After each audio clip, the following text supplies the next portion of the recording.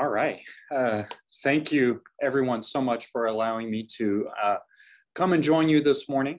My name's Dr. Jason Beaman. I am the Chair of Psychiatry and Behavioral Sciences at OSU Center for Health Sciences. We are the medical school here in Tulsa.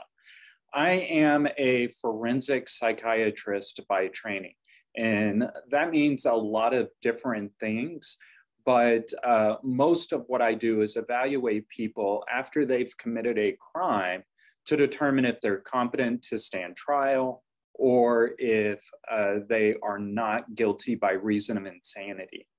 I see a lot of crimes, right? I'm writing a report right now of a guy who was found to be in possession of methamphetamine and is claiming the not guilty by reason of insanity defense for that. Probably not, right? The voices in my head were telling me to possess meth, maybe. But I see a lot of different types of crimes. By far, the most difficult are the ones involving children. And unfortunately, those are some of the ones that we see more common that are actually legitimate, not guilty by reason of insanity defenses. That the complex interaction between a parent and a child can lead to a set of circumstances to have bad things happen. So I have evaluated many defendants who have been accused and at times convicted of killing their children or trying to kill their children. Some were adult children, some were grandparents, some were stepchildren. And so I'm going to be talking to you today about kind of the complex nature of that phenomenon. I'm going to go ahead and share my screen. So the term is called Filicide, and this is as you heard, this is a very difficult topic, so please make sure that you're taking care of yourself should you need to. I have a habit of maybe just being a little more detailed than I need to be, a little bit more blunt and whatnot, so I apologize in advance. So we're going to talk about different definitions as it relates to the parent murder of a child, the psychological motives for why this would occur, and we're going to talk about some case examples. So filicide is the murder of a child by a parent. That's how we conceptualize it, and there are some reasons why we would do that. Within filicide, we have some different categories: neonaticide, infanticide, and then filicide. We'll go through each one. So starting with neonaticide, there's this phenomenon where individuals will kill their child who is less than a day old. Within the first 24 hours, they will kill that child. And that is a very, very unique phenomenon that is very different than the other two. Infanticide is the killing of your child within the first year. And then after that, it becomes filicide, usually below 18 years, but certainly we could see parents kill their adult children.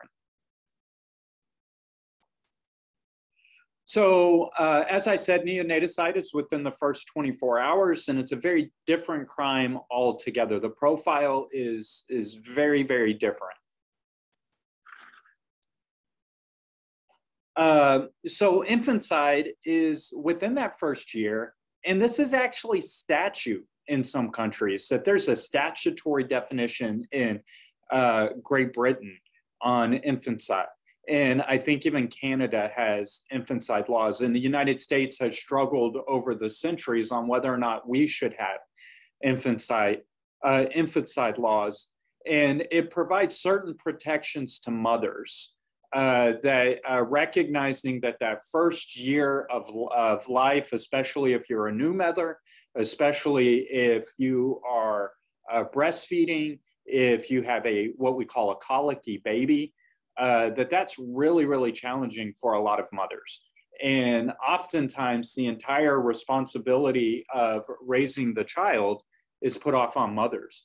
And so it becomes an incredibly stressful time, and that crime would look very different than a mother who would kill a 5-year-old, right? And it's not usually related to child abuse. It's related to some of the other motives that we're talking about. There has been a historical diagnosis called lactational insanity, that kind of recognizing during this period of breastfeeding that children are at high risk for murder by their mother. And historically, we would, try to conceptualize that in some sort of inaccurate hormone sexist related way. Now we know that that's not true, but we do want to recognize that that having a newborn is very, very, very stressful for women. And statutes around the world address that.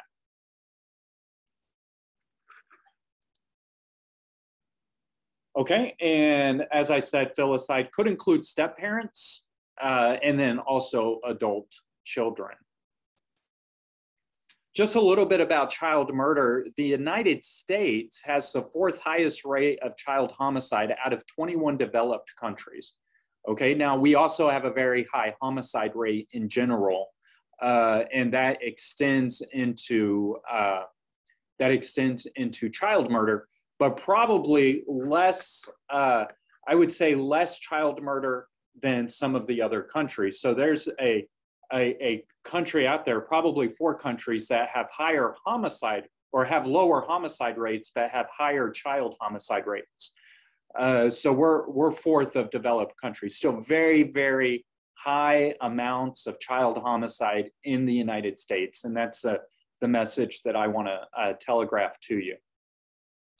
3% of those homicides, out of all homicides, you talk about like mass shootings, gang violence, domestic violence, 3 out of every 100 murders in the United States are going to be a child being murdered by their parent. That's just heartbreaking to me. That is an incredibly high number of children dying. And that risk is greater the younger you are. Every day you age, you get a little bit safer from being part of that statistic.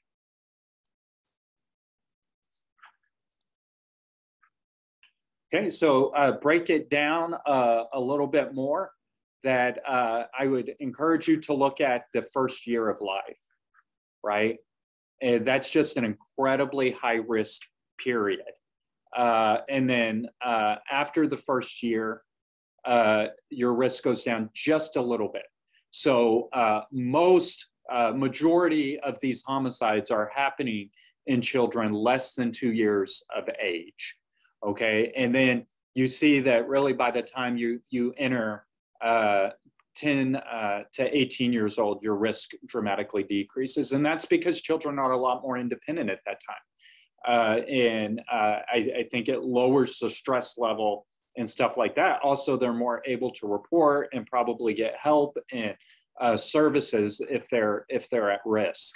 But these 1 week olds, these 2-year-olds, they can't really communicate that they're being abused. They can't communicate their dangerous situation. When we look at the first week of life, it's almost always the mothers.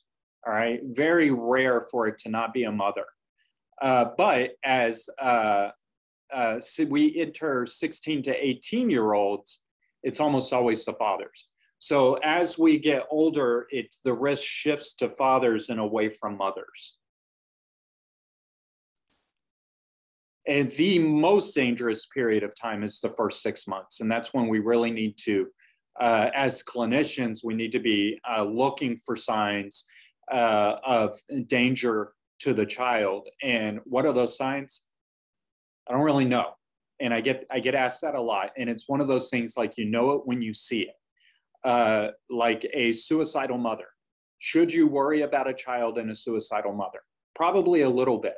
But if that mother starts telling you things like, I feel like I'm a failure, I feel like I'm not raising my children right. If she's connecting her suicidal thoughts to her role as a mother, big red flags. Those are really, really big red flags that you should look out for.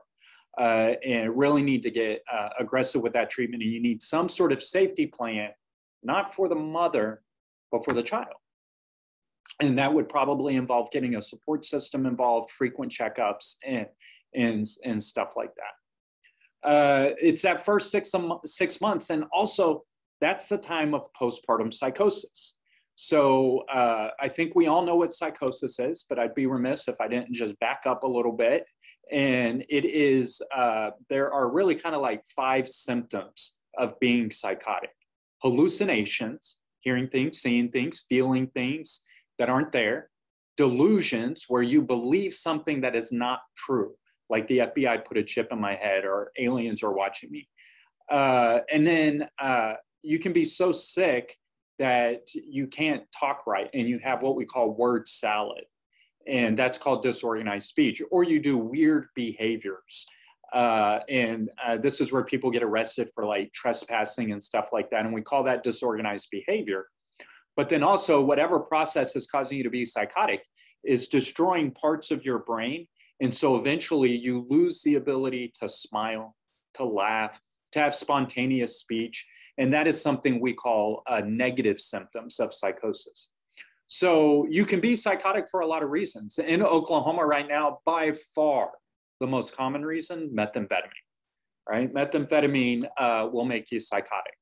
And it's a temporary psychosis, but that's the most common reason. The second most common reason would probably be schizophrenia. But a less common, but still very like present condition that we see all the time is postpartum psychosis. That after a mother delivers, the stress of not sleeping, the weird, wild, crazy swings and hormones that happen in the first 6 months, all of that can affect the brain and can make a mother psychotic. Now, the treatment for postpartum psychosis is an antipsychotic, but there's also a medication that we use for it that we don't use anyplace else to treat psychosis, and that is benzodiazepines, like Valium and clonazepam. And we use benzos to help the mother get to sleep. That we recognize postpartum psychosis as really a disorder of lack of sleep. You know, if you're pumping and you're feeding and every 3 hours and your life just becomes this 2 to 3 hour clock, and it, like, you know, your brain just can't take that. And so that's where we see postpartum psychosis and the different types of depression, postpartum depression, baby blues, and stuff like that. And so that is connected to the risk of to the child. Now, this is an older study, and we haven't repeated it, so it has some older terminology. But if you look at the mental health diagnoses for the parents that are committing filicide, the most common diagnoses, by large, are psychotic diagnoses, schizophrenia or some other reason to be psychotic, like postpartum depression. We have like a character disorder, which is personality disorder, so like borderline or something like that. Melancholia, which is an old word for depression. Manic depressive would be bipolar disorder. Intellectual disability. Neuroses, which is kind of like an extreme anxiety. Delirium and epilepsy. We'll talk a little bit more about that. So what I want you to hear is that when a child is murdered by a parent, it's probably going to deal with severe mental illness, right? We're talking about someone who was psychotic.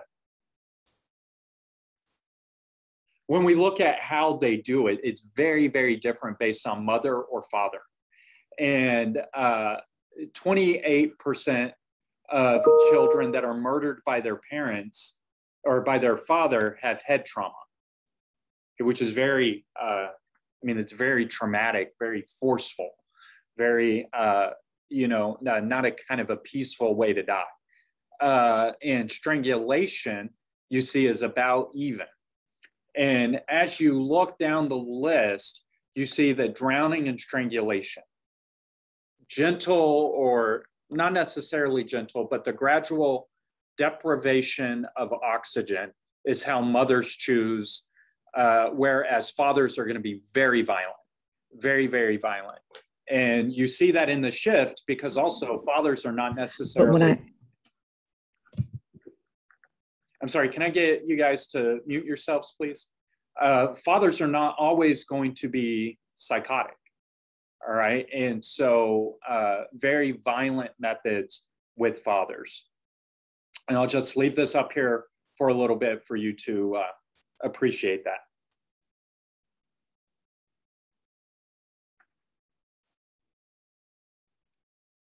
Okay, so going back to neonaticide, and let's talk about those parents that would murder within the first 24 hours of birth.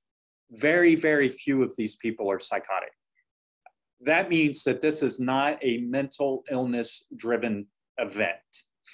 And it's not even, not only are they not psychotic, but they're not depressed. In fact, very few of them are depressed, and it's not commonly associated with the suicide attempt, which is different from filicide, you're going to see. The great bulk of neonaticides are committed simply because the child is not wanted, because it's due to the stigma of pregnancy out of wedlock.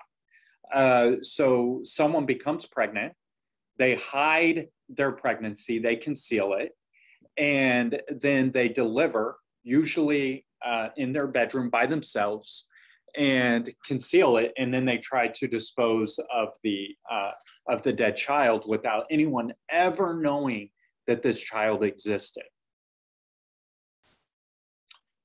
So the profile of individuals that are commonly associated with this are just overwhelmed teenagers, right? I got pregnant, I didn't know what to do. They live with their family, but they're psychologically isolated. They feel detached and estranged from their family members. And then they are more likely to have trouble with relationships than they are trouble with their own mental illness. So they usually have some dysfunctional relationships that they got pregnant from someone kind of probably quickly and spontaneously. And then once that person found out that the woman was pregnant, they stepped away and kind of left them on their own. And so this overwhelmed teenager is really trying to problem solve on their own, and they just come to bad decisions when we're talking about how to solve that problem. The pregnancy is concealed and the woman is in denial. And there's this whole phenomenon of, I didn't know I was pregnant. And as a general rule, that's not a thing, right? Now, certainly you could go 10 months. That's a pregnancy is 10 months, 40 weeks. You could go 40 weeks without a period, gaining a lot of weight in your, uterus and then other places, and then not know it. But like most women know it, right? And with the morning sickness and the other symptoms that come with pregnancy, most women know it. And so if the woman is saying, I didn't know I was pregnant, then that is a psychological denial. Now, they legitimately may not be consciously aware, but subconsciously and unconsciously, they are aware, and they're just pushing that, they're pushing that off. And when you talk to these women and you say, you had regular periods your whole life, and then you stopped having a period, did you not take a pregnancy test? And they say, no, I just, I just never thought about it. And, it's kind of that thing where most people would have problem solved and kind of gone through a regular series of events once they stopped having their periods or started gaining weight and all of that. Okay, so that's neonaticide. Very, very rarely would you get the not guilty by reason of insanity defense for neonaticide. These are overwhelmed people who basically not only don't want a child, but they don't ever want anyone to know that they were pregnant. Because it could be, well, why not just give them up for adoption? And that's the heartbreaking thing for these teenagers is after the crime, when you talk to their parents, the dad, that they were so worried about what dad would say. Dad said, if she just would have come to me, You know, if she just would have told us, we would have made everything okay and would have helped her out, whatever she wanted to do. But in their mind and their crisis solving, they don't have that ability to see that. Okay, so then we shift gears to murder after the first year. So 1 year to, or after the first day until the age of 18. And in 1969, a forensic psychiatrist was fresh out of residency, and he did a year. He did some military service at Fort Bliss in Texas. And this psychiatrist is my mentor and probably the world's expert on Filicide, Dr. Resnick. And you're going to hear me refer to him several times. Dr. Resnick was doing some military payback for medical school at Fort Bliss. And he just had kind of like on his own unit, he had 3 or 4 women that had murdered their children. And so that set him off in his career, starting with a world literature review of parents that killed their children. And he published that in the American Journal of Psychiatry in 1969. And that's the first ever really big evidence-based systematic review of child murder by parents. Of note, in that review, he discovered neonaticide and coined the term. So neonaticide was coined by Dr. Resnick. In that study, Dr. Resnick found 5 motives for why a woman or a father would kill their child. And these are the 5 motives. Now, these motives have been studied extensively since then. And at different times, other motive scales come up, but this is the most common. This is the most common. And so we're going to go through them. Starting with acutely psychotic. Now, I've just told you what psychosis is, and it's hallucinations or delusions. And really, in child murder, you got to have a strong delusion, right? Because if I say, kill your child, everybody on this Zoom call just heard a voice saying, kill your child, but you're not going to go do it, right? And if I say, rob a bank, you can go and rob a bank and say, well, I heard this voice that sounded just like Dr. Beaman telling me to rob a bank, but that doesn't mean you should do it. We hear things all the time. Just hearing a voice doesn't change your thinking. It's the delusion that does. And so now with epilepsy, you know, this is a seizure disorder, and seizures are abnormal electrical activity in the brain and absolutely not in the control of anybody. Right? And sometimes, very rarely, people get acutely psychotic in the immediate period, the hour, 2 hours, maybe a day after a seizure. And there is a case study of a woman who had a seizure and in her post-seizure state, put the baby in the oven and the bread in the cradle. Right? Just completely not aware of her actions and what she was doing. Delirium is a confused state because of a medical problem, right? I want you to think of someone who's got like 104-degree fever and they're seeing things and reaching at things and talking out of their mind. Usually it's elder people, but certainly young mothers, young fathers can experience this, and that could cause them to be kind of acutely psychotic. Very rare, and I don't know that I've ever had a case of child murder due to delirium.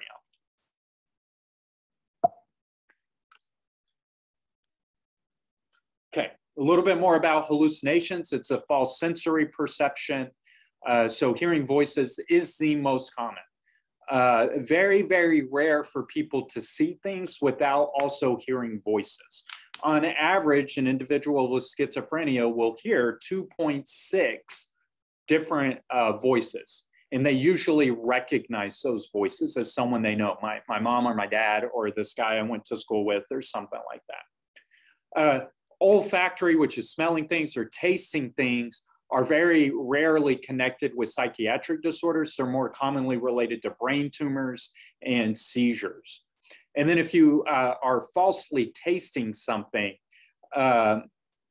No, taste and smell are seizures. If you're falsely sensing something, that can be schizophrenia, like I have bugs under my skin or something. Also highly correlated with methamphetamine use. It's a word we call formication, or the skin bugs, and that's why you see them always like, you know, scratching. Delusions is a fixed false belief. So it's a false belief. It's not true. The FBI did not put a chip in my head, and it's fixed. You take an x-ray of my head, you show me there's no chip there. Your x-ray machine is wrong, or you're working for the FBI, and that's just what they want you to think, right? There's no amount of evidence that will prove to this individual that they don't, that their thinking is wrong. So if you have an individual with the delusion, you should not confront it, and you should not argue with them. You should empathize with them. Well, I can see how that would be scary for you, and I see how that would be terrifying.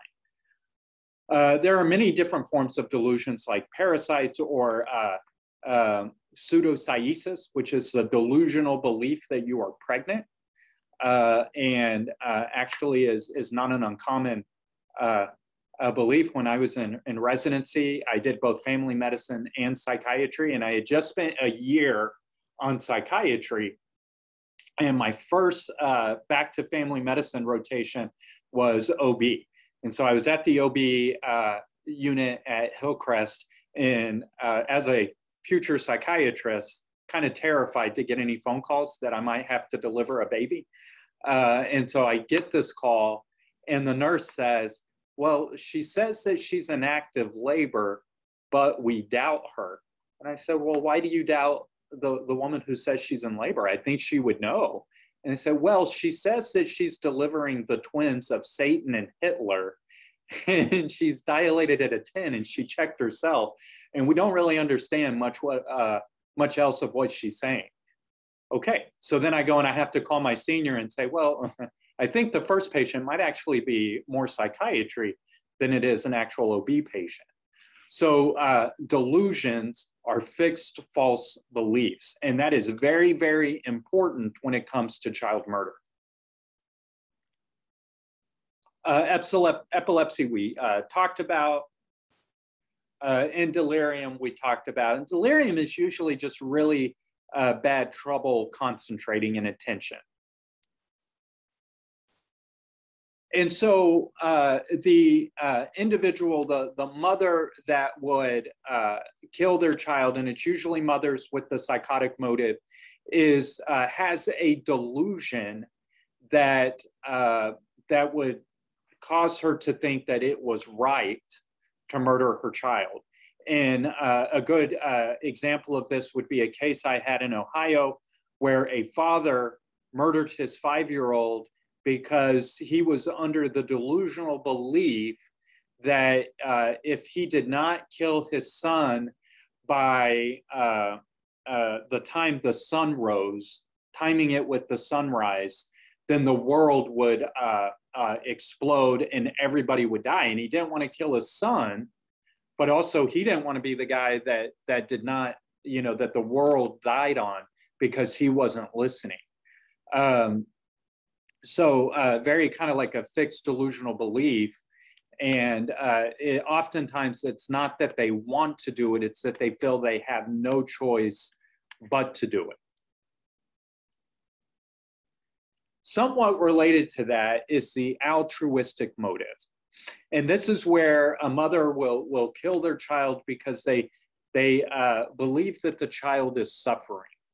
Okay, and I want you to think about a child that, and I think we've all seen these cases in the news, like a child has cancer and mom just can't stand to see the suffering anymore. Okay, and I think that there's all cases of extreme suffering that a child would go through that we can understand. But then I ask you, where is that line? Where is that line? Is it cancer? Is it cancer in remission? Is it the threat of cancer? Is it other medical illnesses? Is it the prospect of medical illnesses? Where is that line? And then the number one thing you have to ask yourself is, the fact that the child has cancer, is that actually true? Or is that a delusional belief on the part of the mother? These motives are often associated with suicide, that a mother will kill her child and then kill herself, and same for the father. Parents see themselves, their children, as an extension of themselves, right? And like, it's not me and my child, we are one kind of connected entity.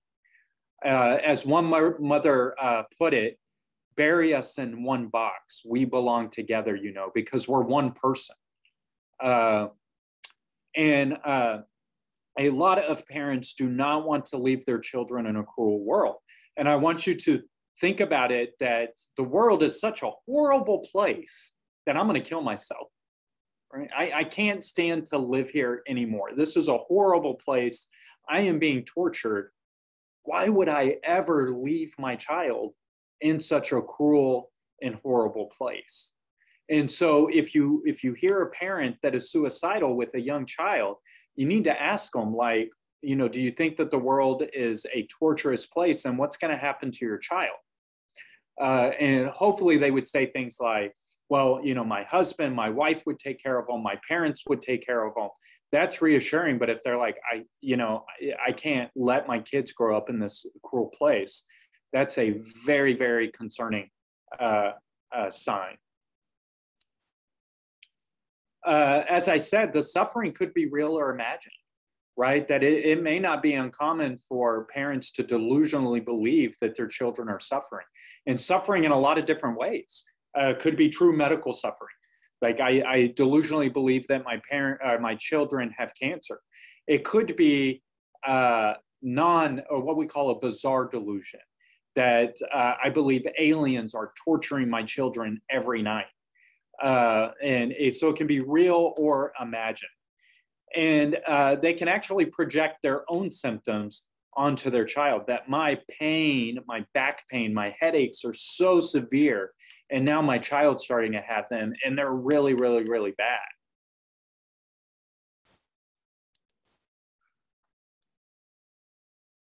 And when we talk about altruistic motives, you can have both psychotic and non-psychotic reasons for that. So non-psychotic are about 75%. That's usually related to, like, depression, right? Or severe medical illness. And then you have 25% where they are psychotically believing that their children are in danger, and that their death is the only way to remove that danger, or suffering. And so we're going to go through a case study. And this is Andrea Yates. And I think you might be familiar with her from Houston, Texas in 2001. And Andrea, this is her before she got sick picture. She grew up in a very dysfunctional family, but was an incredible overachiever, and graduated first in her high school class of 608 students. And everybody who knew her recognized that she had a need to be perfect. Okay, she had this inner desire and was very obsessed with perfectionism. Her husband, Rusty, was noted to be very controlling. I think he was an engineer at NASA there in Houston. And he was very, very controlling in saying how the kids need to be raised this way and they need to be raised that way. And there wasn't any discussion. It was, you're going to do that. At the same time, he was very emotionally cold to his wife. It wouldn't provide her intimacy or kind of a relationship. And he was very, very critical of the way that she raised the children, which is kind of like the worst thing you could do to a perfectionist, right? Most mothers really have a lot of pressure on them on the way they raise children. And if you're a perfectionist, that becomes exaggerated. And then if someone is being critical, then it's kind of feeding into all of your negative cognitive distortions. And he was very, very demanding and strict. And at that time where a new mother needs a little bit of a break, like, you know, can you watch the kids or something? It is your job to watch the kids, and you need to be stronger. You need to get through this. And it really kind of created this perfect set of circumstances for a bad outcome. They had 5 children. The oldest was Noah, and then Mary was 6 months. And look, really about 1 to 2 years between each of these. Andrea spent most of a 8-year period pregnant with children. And by the time she had Mary, she had, 4 other children under the age of 6 years old. She was sick. She was mentally ill for sure. And she had a hospitalization in June of 1999, which would have been around the time that Luke was born. She was rapidly hospitalized again in July to January, so for a 6-month period. And for psychiatric hospitalizations, that's a long time, right? Most hospitalizations are 5 to 7 days. Then in March, she was psychotic again, and this was after the birth of Mary, her youngest. She had another hospitalization, and then the homicide occurred on June 20th. Now, after Luke was born, she became psychotic. And she was so psychotic that her psychiatrist said, "You can never get pregnant again. Like, we got you back, but I don't think we can get you back again. And you need to take this medication." And Rusty said, as soon as she got out of the hospital, "I don't care what they say. We are going to get pregnant again. Stop taking your antipsychotic." And so she rapidly became pregnant and became very, very, very sick and was hospitalized, psychotically hospitalized. So in June, the June episode, she was breastfeeding Luke. They were living in a converted bus, and she was started to homeschool at Rusty's demand, started homeschooling the children. And all of her family and friends said that she was very, very overwhelmed with 4 kids, and she attempted suicide. So she tried to kill herself and was unsuccessful. In May 1st, this is just about a month before the before the homicide, she said her medical record said that she filled the bathtub yesterday. Okay, and so I got to ask why. Like, why? Do you know how many people I've admitted to the psychiatric hospital? Like thousands. Do you know how many times I've asked them about their bathtub? Thanks, Errol. Actually, maybe 1 or twice because it was relevant. But if she's coming in and she's telling me she filled the bathtub yesterday, I'm gonna ask why. Why? And she was having passing suicidal thoughts. And here's a really, really concerning statement: "I'm not a good mother." Now she's connected her mental illness with her role as a mother, and that concerns me. She was prescribed Haldol, which is an antipsychotic, and also antidepressants. By May 14th, until the time of the homicide, she was having TV ideas of reference. An idea of reference is a type of delusion in which you believe that that something is talking to you. So she believed that the TV was giving her messages and signals and stuff like that. She believed that she was being watched by surveillance cameras. She started to mention that she felt the presence of Satan. And she started to have thoughts of killing kids. And her doctor said, "This is bad. Nothing here is good. I'm not reassured by any of this. This is all bad. And you cannot leave her alone with the kids. Like, I don't know what else to tell you. You can't leave her alone with the kids." And Rusty was going to work every day. And his mom was coming over and sitting with Andrea and the kids. And so, but there was about a 15-minute window in the morning and a 15-minute window in the evening when Rusty left before his mom got there. And on June 20th, 2001, during that 15-minute window, she drowned her 5 children, starting with the oldest going to the youngest. Immediately afterwards, she called 911. She called Rusty and said, "It's time." He's like, "What do you mean it's time?" And when she called 911, she said, "I killed my kids." The police officers that arrived, a horrific scene. They required counseling to deal with the trauma that they experienced. Very, very kind of horrific. She confessed later that day, and she said, "I'm not a good mother, and my children were not developing correctly. And I knew that when I killed them, I would be punished, and I need to be punished. Satan needs to punish me." She said, "My children were not righteous, and they were doomed to perish in the fires of hell." Now, what parent would not want to prevent their children from perishing in the fires of hell? And this wasn't just kind of religious talk. She delusionally believed this. And she pled not guilty by reason of insanity. And after 2 trials, she was found not guilty by reason of insanity. She was sent to a maximum security forensic hospital in Texas, where she still is today, 20 years later. There's some talk of maybe she's better now and maybe can get out of the hospital. But even when she stops taking her antipsychotics, she quickly becomes sick. Rusty, I don't know if you've heard, remarried and has new kids with his new wife, and he went on to live happily ever after. I don't think very highly of Rusty.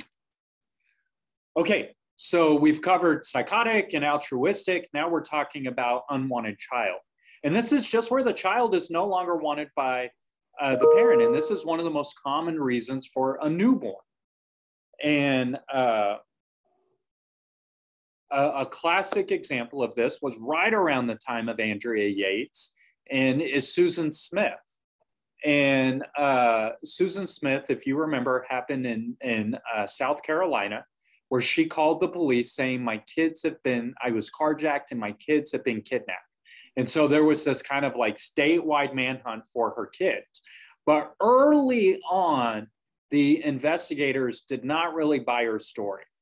And so when you interrogate someone, you're actually allowed to lie to them. And so the local sheriff goes and says, "Susan, you don't know this, but the intersection that you're telling us this happened happens to be a high drug traffic area. And we installed surveillance cameras there about 6 months ago, and we've been watching that. And we saw that intersection, and there's no way your kids were kidnapped." And Susan admitted, and if you remember, like the day after it happened, her and her ex-husband were on the Today Show pleading for the safe return of their kids. And the next day or two, she confessed that she did not want her children anymore. And so she was going to kill herself.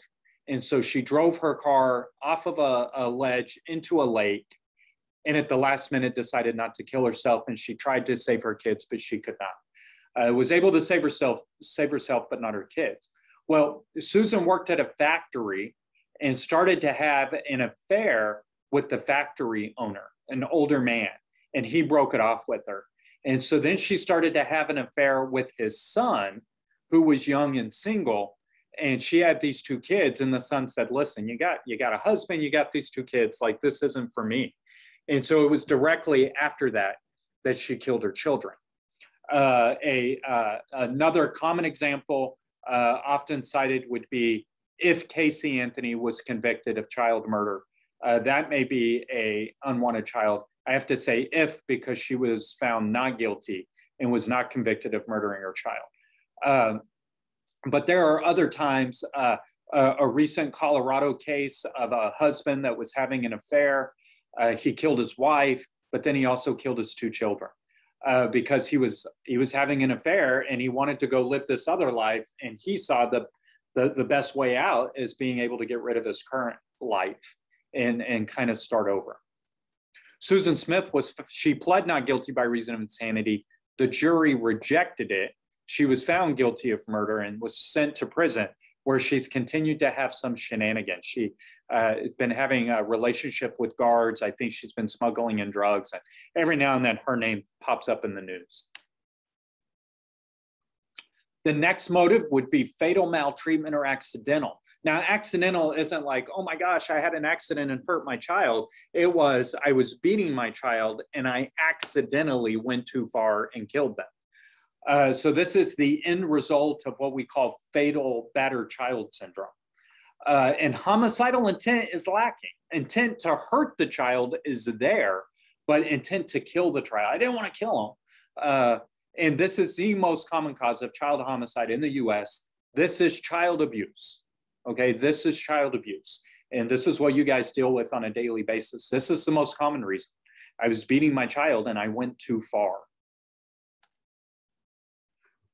Child abuse, the often cited reasons for child abuse is to punish, and immediately before the act, the child did something wrong, right? And oftentimes it's not that the child did something wrong. I've evaluated murderers who the child got a Snickers bar out of the pantry, or a recent heartbreaking case of a young child that was crying. And if you cry, I'm going to punish you and make it to where you understand you're not allowed to cry. And so these are usually a little bit older, where the parent believes that the child has some responsibility for their actions, right? And they want to make the child more obedient. Death is unexpected, and there's actually a really big reason to keep the child alive. Because if I kill the child, now I've got people asking questions, I've got to get rid of the body. So they don't want to kill the child. Sometimes they just go too far. Some risk factors would be parents feel rejected. And they say things like that the child never loved me, right? And that's probably some form of projective identification that you're not treating the child in a loving manner. And so the child is not attaching. So there's a really poor attachment. So there's some rejection. And the child may actually attach to somebody who does show love and affection, like grandma or mom or dad or something like that. And so it's like a self-fulfilling prophecy. These parents often have history of neglect, right? And you hear things like, when I was a kid, we knew how to take care of this. And, my dad whipped me and I turned out okay, so I'm going to whip you. And it turns out the stuff that our parents went through and that the last generation, and definitely the last 3 generations went through, was child abuse, right? That we'd go and we'd get a stick off a tree and beat children with it. Like that's child abuse. So I don't want to hear what your parents did, because just because another generation did it doesn't make it okay. Financial stress is a big thing, that when a parent is under stress, that the child may be the victim of that. And then spousal abuse. It's this concept of displacement. Dad hits mom, mom hits the older child hits the younger child. Now, child neglect is a little bit different, and it's just where the parent's not providing the basic needs for a child who cannot take care of themselves. And in these cases, 85% are single, 90% are living in poverty, and then 33% are involved in substance use. And the solution here may be to just give the parent resources and assistance instead of trying to remove the child. And here's where I have to talk about Munchausen by proxy. This is a factitious disorder imposed on another, and it's actually a rare cause of death.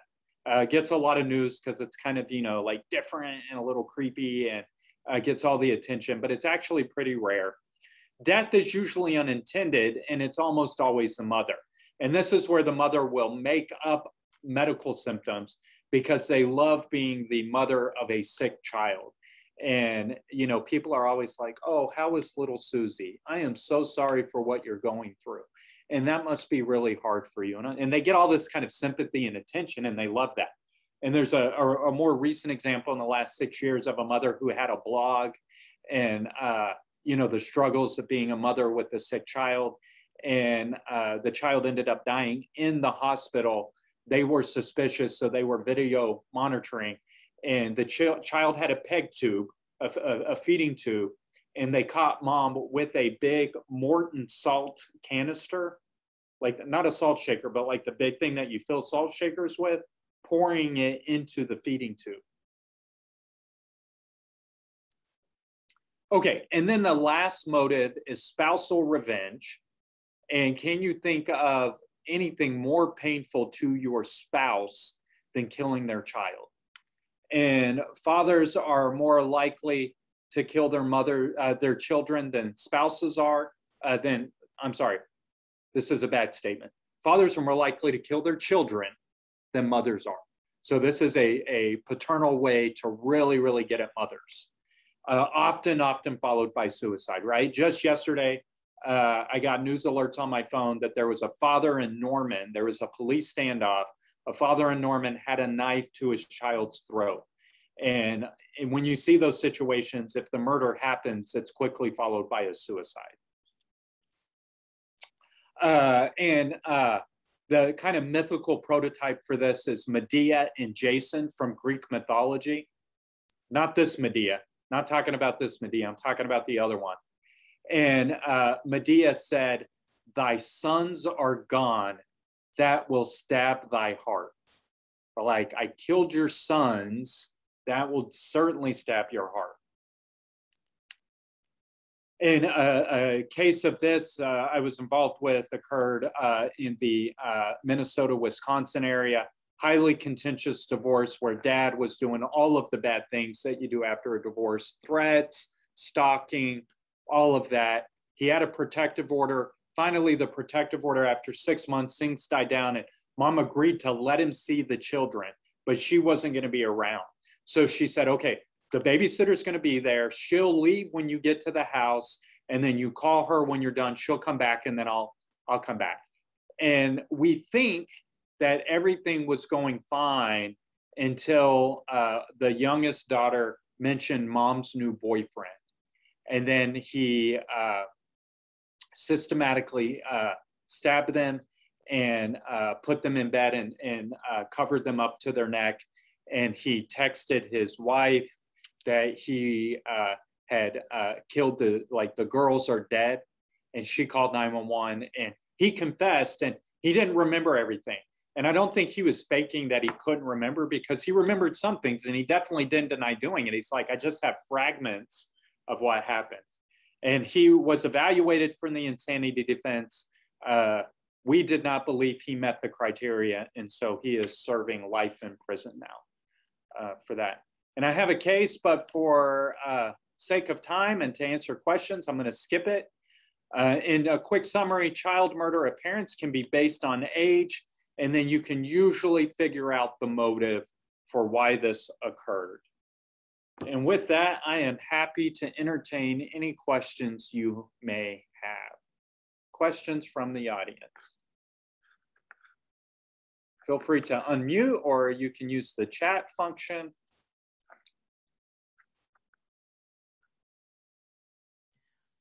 Are there any recorded cases of a parent just murdering one sibling, or is it usually they get them all in? Yeah, great question. So yeah, there are definitely a lot of examples of one murder. Sometimes they try two, and one child lives, and one child lives. And Paige, are you asking, which case are you asking about? The one in Wisconsin? There are some cases that are where there's this target child. The target child in the classic book is a child called It. And definitely I've seen target children. And sometimes delusions are related to just one child. Yeah, the name of the case that was skipped was Thomas Mortimer out of Boston.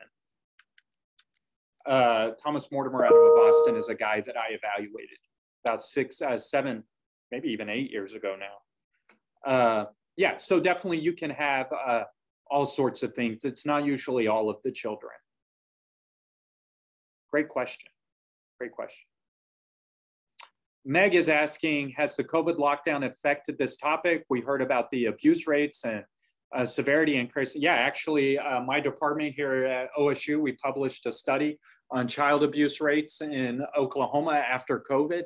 I haven't seen Filicide. We don't systematically monitor this in Oklahoma. I'm working on a project that we would do that, so we'd be able to compare year-over-year rates. But when you have more child abuse, you have more child murder. So I'm very terrified to see what happens because of COVID. You have all the bad things, right? You have being locked up, you have increasing rates of substance abuse, you have increased stress, right? And I know sometimes I come to work to get away from my children. I love my children, but sometimes you just need a break, and not being able to do that. How would you classify a mother who falls asleep with her child under the influence of substances and the child is suffocated? So I've actually had cases like that, and that is child neglect. It's child neglect. You have to be able to take care of your child. And can you share the study you mentioned with everyone you discussed? Which study in particular? The original study by Dr. Resnick. I'll give you, if you type in